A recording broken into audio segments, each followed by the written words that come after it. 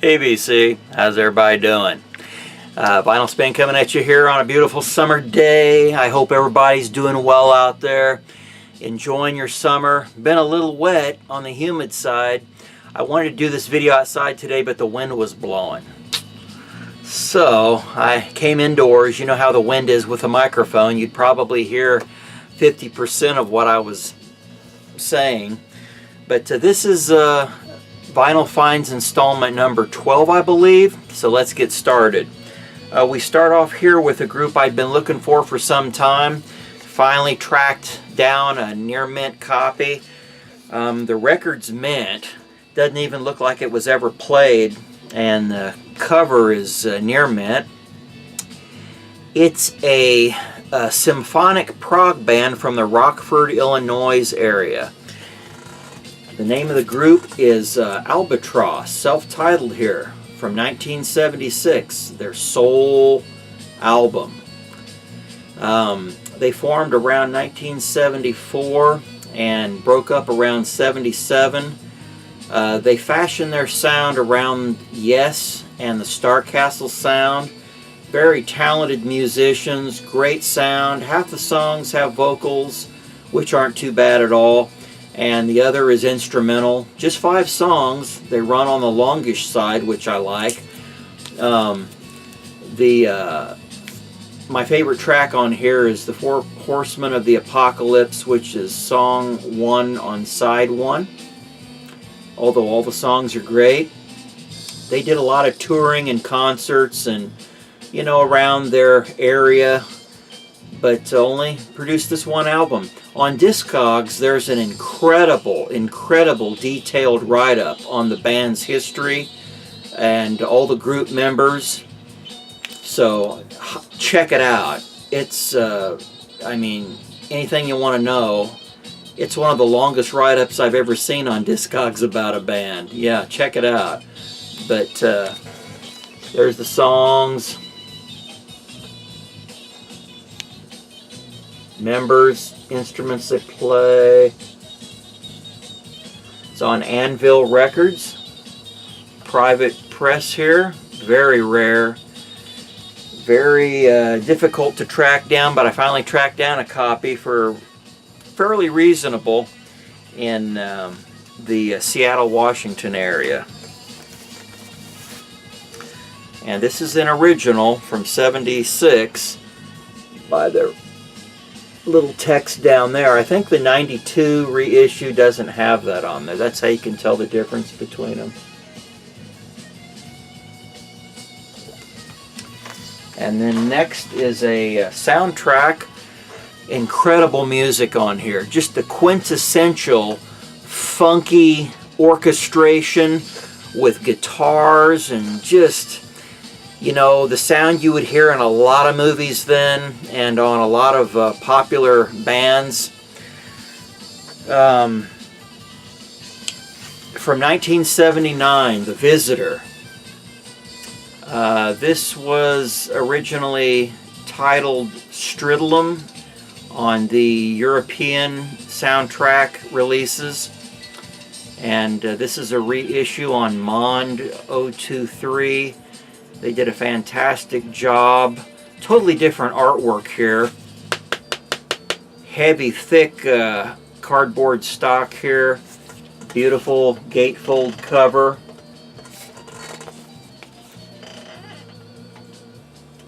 Highly recommended. 2 discs.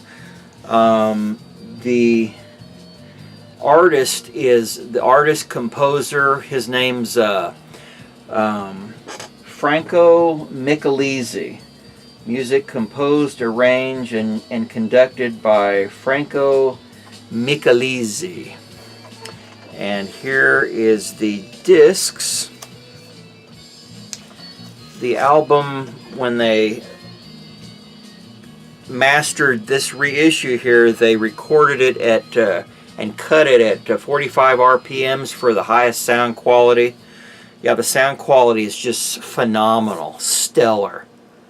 Oh man, they did an excellent job on here, and I love that kind of eyeball-like modern graphic there. Looks nothing like the original, Got a whole new 2000s look to it. I wish they'd stuck to the older art graphics that you saw in the movie, but still very, very happy with this.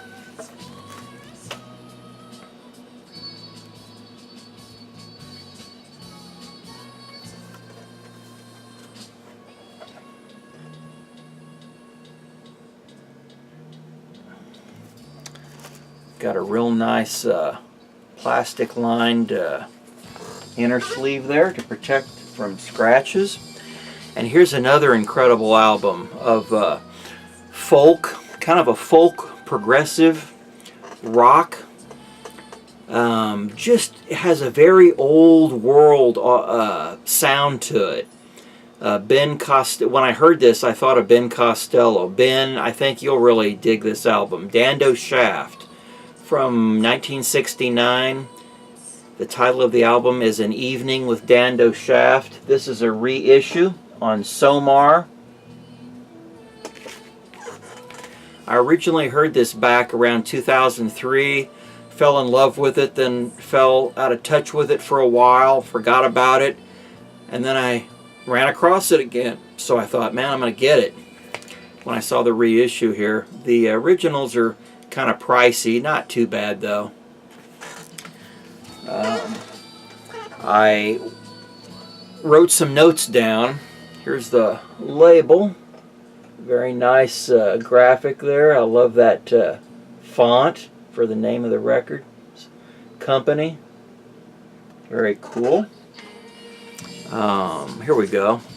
Dando Shaft, they were formed in Coventry, England, 1968. It's a psych prog folk. They were together from 1968 to 73. It's an all-male acoustic quintet.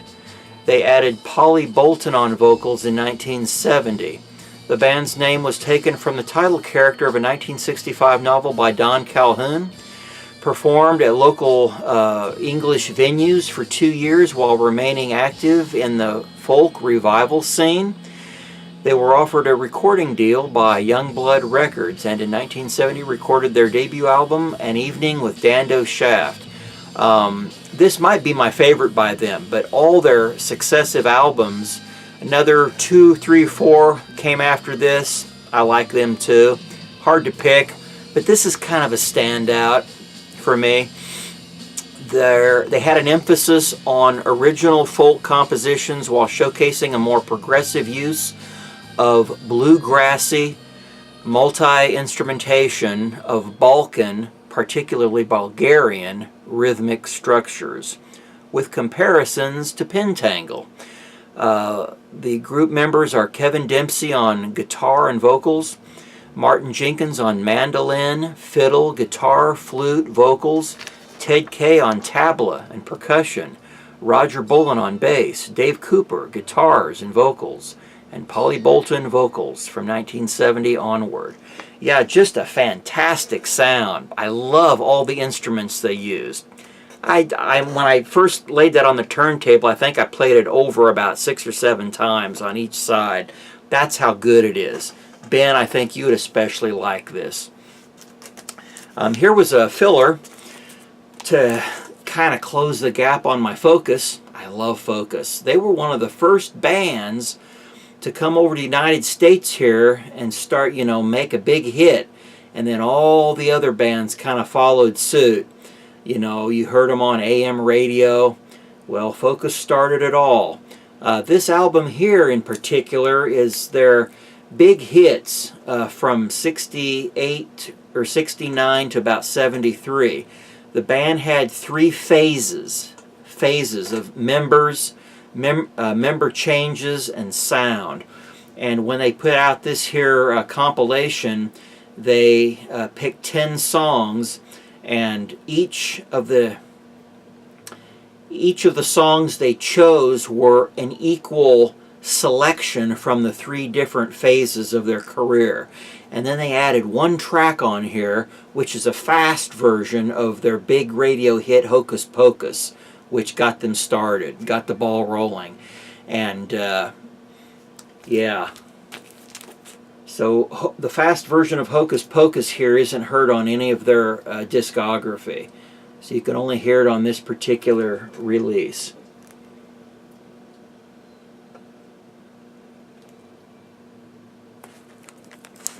There's the members.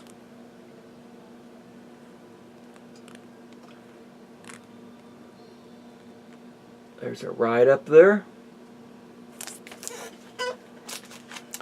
And then next from France, we have Pentacle. And I believe they only had one other album after this one. This is their debut. I think this is from 1976, 75. I'm not sure. Oh, 75. Very small up there at the top.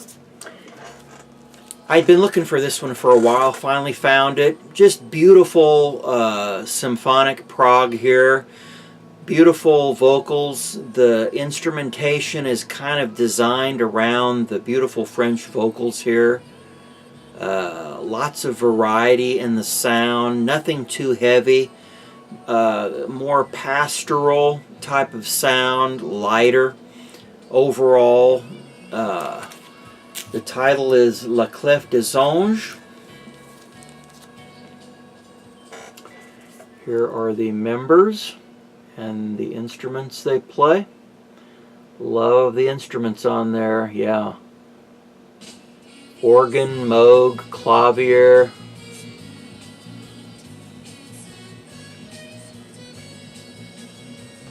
And the songs. Someone put their little name sticker up there. That's the only thing wrong with the, love that art. Love that cover. Yeah, that's the only defect on here is that little sticker. Otherwise, it's near mint and the records plays mint. Let's see here. I'll show you the band members there. And I thought it was interesting, the label here, some of you will recognize that little guitar there and the scorpion tail. Same exact logo used for the Crypto label, but Michel Molini's record is on. And this is the Arcane. Different color and a different name, but the same logo there. Thought that was kind of interesting. And here's just a gorgeous soundtrack. I just love the soundtrack. I can listen to this over and over and over. Francis Lay, I think he did Emmanuel Volume 1 and 2 and a few others. And a whole bunch of other European soundtracks and albums. But this is among one of his most beautiful, along with Emmanuel. Kind of a soft porn in the day. I think this is from about 1977. Bilitis. Just absolutely beautiful. Very melodic. Just light, airy, breezy, delicate, yeah, type of sound.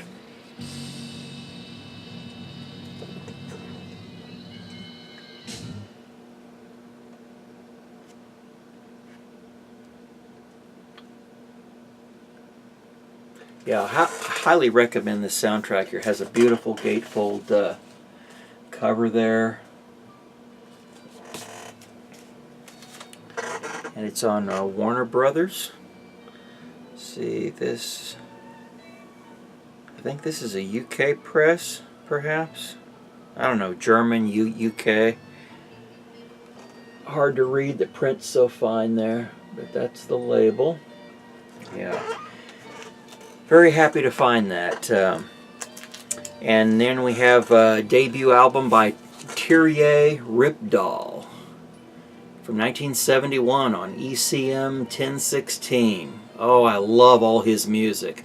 I'm closing the gaps in a lot of albums I was missing by him. Thoroughly enjoying his guitar sound here. Kind of a jazz fusion. Goes through different moods. Some more of a fiery fusion, and some more mellow and subdued and dreamlike and floating, a little dark sometimes. Look at that. Look at that artist lineup on here. Wow. A lot of well-known names there. Instrumentation. Songs there. Yeah, I really like this album. It's on the German ECM. You know that label. Green. And here's one from Poland. SBB. I think this means Search, Breakup, and Build. And there's another meaning for it that I can't remember now. But this is Pomiek. This is their third release. They're a symphonic prog that lean toward the jazz fusion side. Their prog is very fusiony. It can be light and then it can be very fiery. There's vocals on some of the songs on their albums, and then it's kind of a 50-50 blend. A lot of it's instrumental exclusively. So yeah, they've got a great sound here. Very easy to find, very cheap. Yeah, sometimes you can pick up a near mint copy for under $10 or a little over $10. Yeah, I highly recommend their sound. I like them.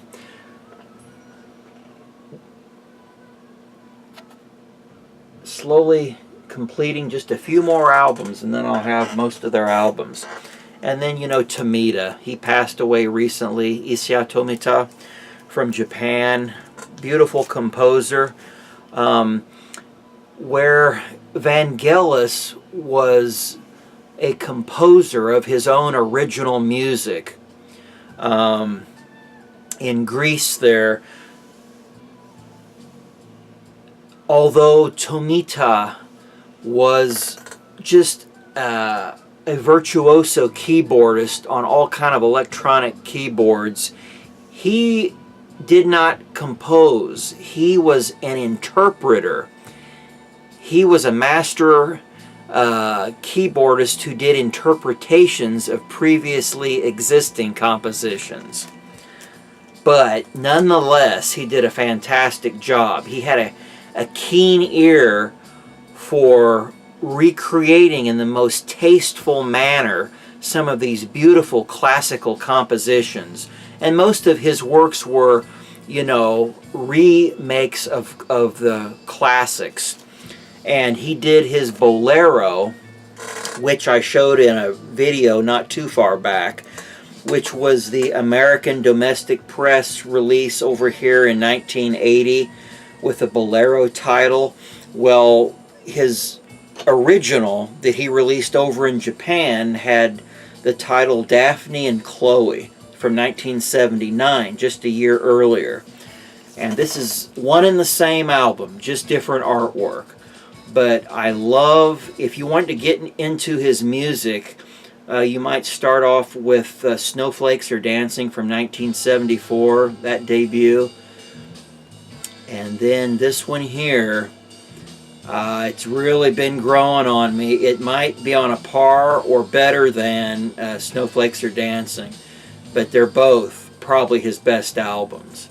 Just absolutely beautiful. This is almost a 10, if not a 10, of his whole discography. Yeah, it's got the original Obi strip on there. Just a gorgeous, gorgeous artwork cover there. Beautiful, beautiful. Yeah, very befitting the music. And this is on RCA Red Seal, of course, but the Japanese version is RVC-2250.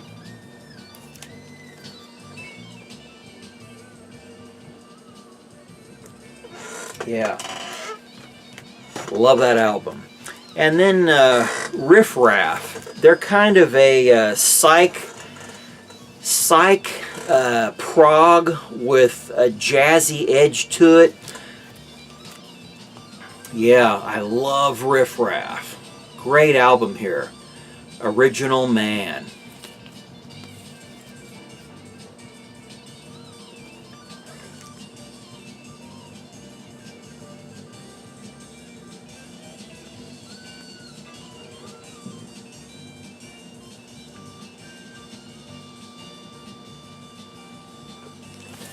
And I'm thinking this is about from 1973-74.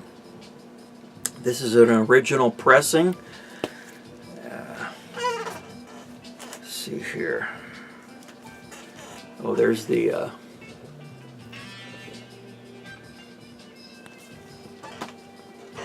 And then Carm was showing this many videos back. Caught my eye for the artwork on here.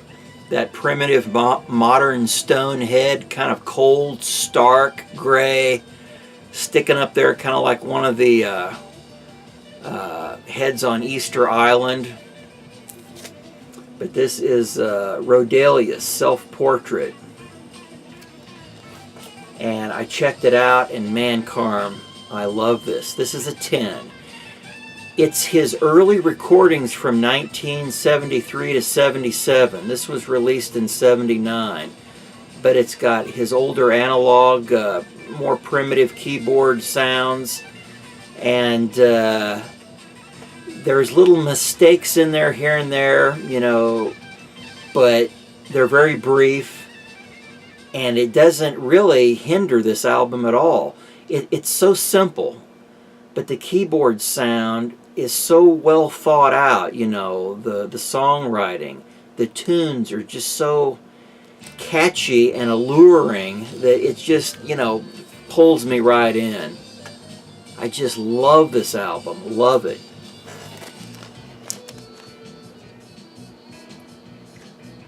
I'm sure at a different time, had I just played this, I'd be able to come up with a better, you know, description of it, but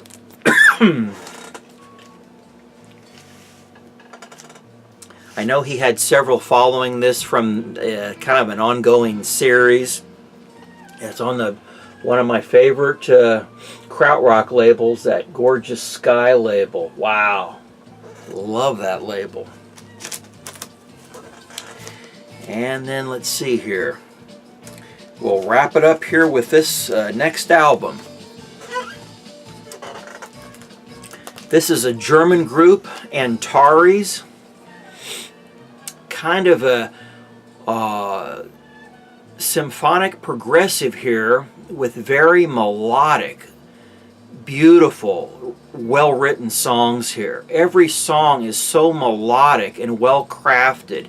It's just hummable. You want to hum along with it or whistle along with it. And I just, you know, I laid this down on the turntable and just want to play it over and over and over and over.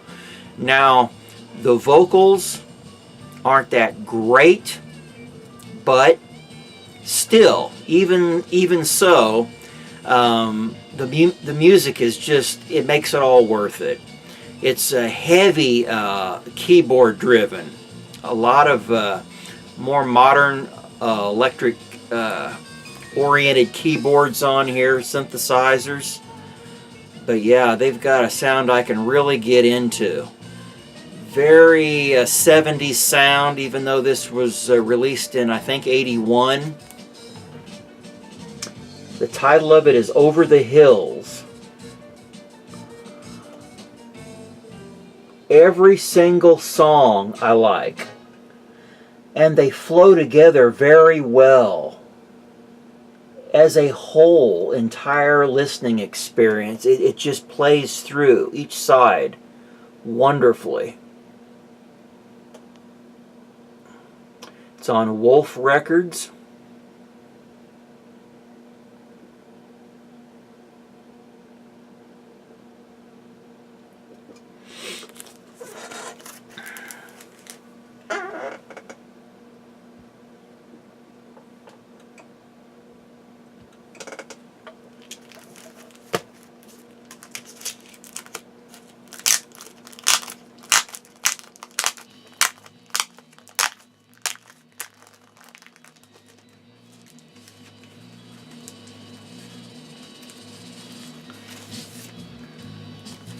The very first Wolf Records label to be added to my collection. Yeah, 1981.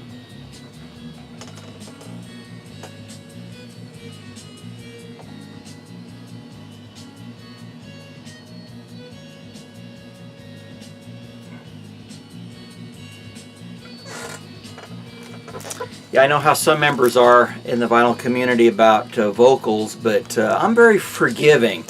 And as long as the music is very enjoyable, I really don't mind the vocals at all. Now, when they're to the degree of that one Klaus Schulze album, Africa, that's pushing it. So there you have it. That's Vinyl Finds installment number 12. Hope you find something in the batch there that interests you. Talk to you later, everybody. Take care.